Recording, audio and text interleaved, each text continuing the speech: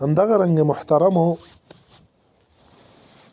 یو داسې دعا چې په هغې په وجه باندې الله رب العالمین د انسان ټول ګناهونه معاف کوي، حتی تر دې پورې که یو انسان د سمندر د زګونو عمره ګناهونه هم وکړي الله رب العالمین یې ورته معاف کوي، په شرط د دې که د انسان باندې حقوق العباد نه وي.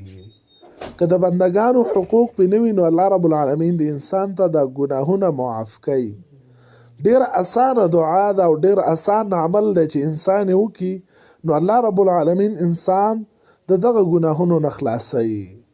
حدیث د ابو هریره رضی الله عنه را نقل کړی دی، د هغه نه روایت دی او شیخ البانی رحمه الله په صحیح الترغیب کې را نقل کړی دی. حدیث نمبر دی 607.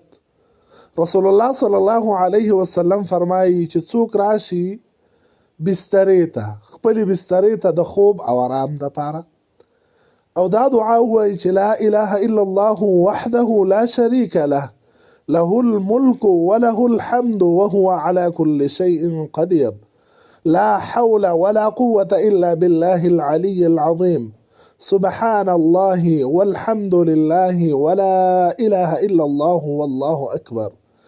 دا دعا دا انسان وایي غفرت له ذنوبه.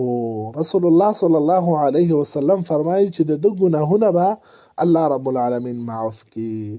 ولو كانت او که چېرته وي دا ګناهونه د ده دومره ډېر وي مثل زبد البحر، په شانته د زګونو د بحر، دومره ګناهونه د انسان کړي وي چې په سمندر کې څومره زګونه وي د دې عمره هم وي نو الله رب العالمین به د انسان دا ګناهونه معاف کړي.